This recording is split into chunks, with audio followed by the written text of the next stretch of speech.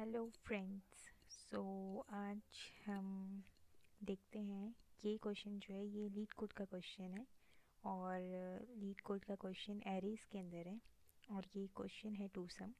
सो ये कहता क्या है, पहले क्वेश्चन को पढ़ लेते हैं। Given an array of integers and an integer target return indices of the two numbers such that they add up to the target.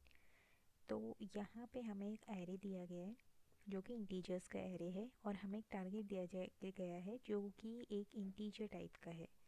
तो ये हमें क्या बता रहा है, हमें रिटर्न क्या करना है, हमें रिटर्न करना है इंडिसेस। तो हम यहाँ पे रिटर्न नहीं करेंगे, हम यहाँ पे फंक्शंस से रिटर्न नहीं करेंगे, फंक्शन नहीं बनाएंगे, स्ट्रेट फॉरवर्ड तरीके से करेंगे। फंक्शन हम अगली बार देखेंगे। बट हमें यहाँ पे ये रिटर्न क्या करना है, हमें यहाँ पे उन दो नंबरों के इंडिसेस रिटर्न करना है जिन दोनों को इक्वल करके टारगेट आएगा। यानी कि अगर हम ऐसे अपनी मैथ्स वाली भाषा में समझें तो हमारे पास टारगेट है 9, ठीक है। और हमारे पास एरे जो है वो ये दिया हुआ है नंबर का 2 7 11 15। अब 9 किसको जोड़ के होगा, 2 + 7 9 पहली बारी में मिल गया। तो 2 + 7 जो है 9 के इक्वल है। तो हमें ऐसे दो नंबर दिखाने हैं यहाँ पे, जैसे 2 और 7 जिसका टोटल 9 है, पर हमें वो नंबर की वैल्यू नहीं चाहिए 2 7, हमें नंबर का इंडेक्स चाहिए। यानी कि आउटपुट जो मेरा आना चाहिए, आउटपुट मेरा आना चाहिए 0, 1। आई बात आपको समझ में। इंडेक्सेस मतलब जिस पोजीशन पे ये नंबर है उसको हम इंडेक्स बोलते हैं एरेज में।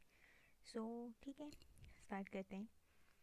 सबसे पहले हमें क्या करना पड़ेगा, देखिए क्वेश्चन सॉल्व करने से पहले हमेशा हमें अपने एक लेआउट बनाना चाहिए कि हम स्टेप्स क्या फॉलो करेंगे उस चीज़ तक आने के लिए, उस क्वेश्चन का सॉल्यूशन ढूंढने के लिए। तो सबसे पहले हम क्या करेंगे, हमारे पास एक एरे है नम्स का 2 7 11 15। हम सबसे पहले इसे लूप में ट्रेवर्स करेंगे, ट्रेवर्स मतलब बारी बारी से इसे देखेंगे। तो सबसे पहले हम 2 को चुनेंगे, ठीक है। पर हमें 2 के साथ साथ अब क्या करना है, हमें 2 में हर एक वैल्यू जोड़ते जानी है और हमें इक्वल टू में हमें एक कंडीशन लगानी पड़ेगी कि आप वो 9 के इक्वल है।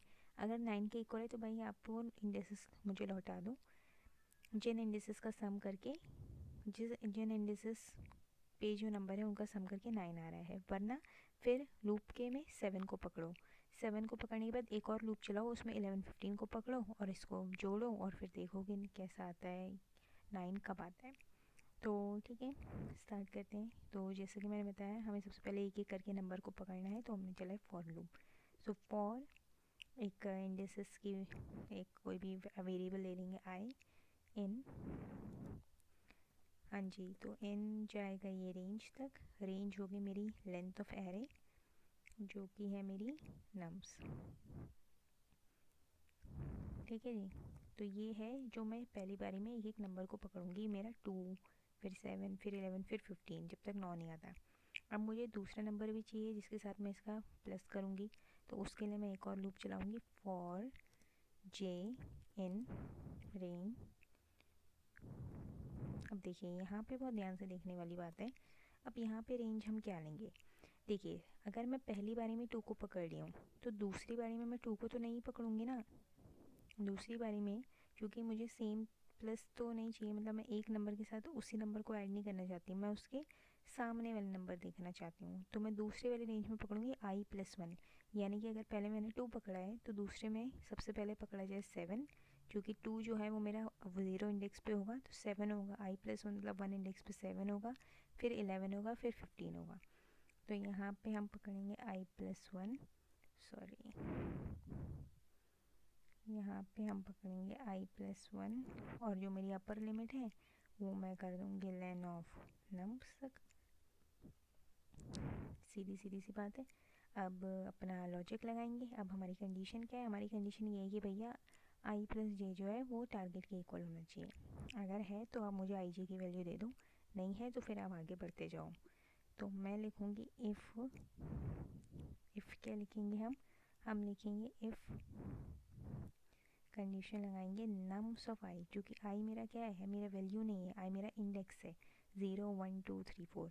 इस इंडेक्स पर जो वैल्यू आएगी उसको प्लस करके देखना है। तो nums of I plus nums of J, यानी कि अगर मेरा nums of I plus nums of J, यानी कि इस वाले फर्स्ट वाले केस में होगा 2 + 7, अगर किसके इक्वल हो जाए, टारगेट के इक्वल हो जाए।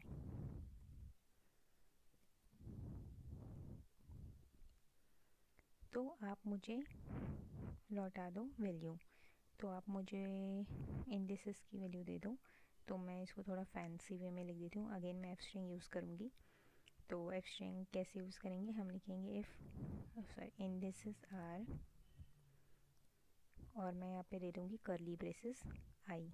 तो ये क्या करेगा, आई की जिस भी वैल्यू पे कंडीशन सेटिस्फाई हो रही है वो आई की वैल्यू इधर दे देगा, एंड जे की जिस भी कंडीशन पे वैल्यू सेटिस्फाई हो रही है वो वैल्यू मुझे इधर दे देगा। एफ़ लगाना यहाँ पे बहुत ज़रूरी है। इस फॉर्मेट को हम एफ स्ट्रिंग कहते हैं पाइथन में। एल्स भी कंडीशन लगा लेते हैं, क्योंकि ऐसा भी हो सकता है कि हमें ऐसा एरे मिले जिसमें टारगेट की इक्वल कभी होना हो। तो हम लिख देंगे प्रिंट वेट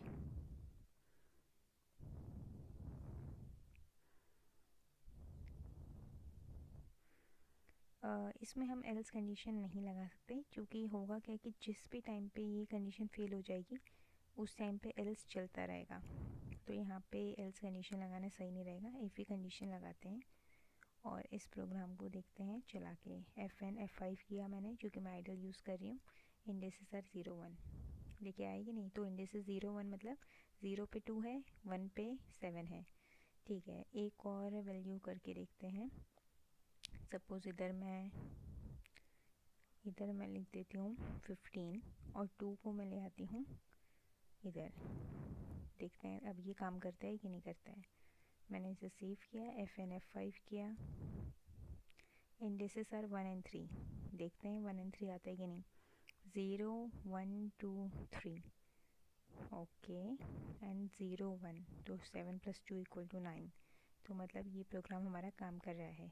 तो वो आपको इसी तरीके से पहले सोचना है कि हम अप्रोच कैसे करेंगे किसी भी प्रॉब्लम को। उसे छोटे छोटे पार्ट में तोड़िए और फिर उसे कोड की भाषा में लिखने की कोशिश कीजिए, तो आप ज़रूर सफल होंगे। चलिए मिलते हैं अगली बार। आई होप आपको ये पसंद आया हो मेरा समझाना। Thank you.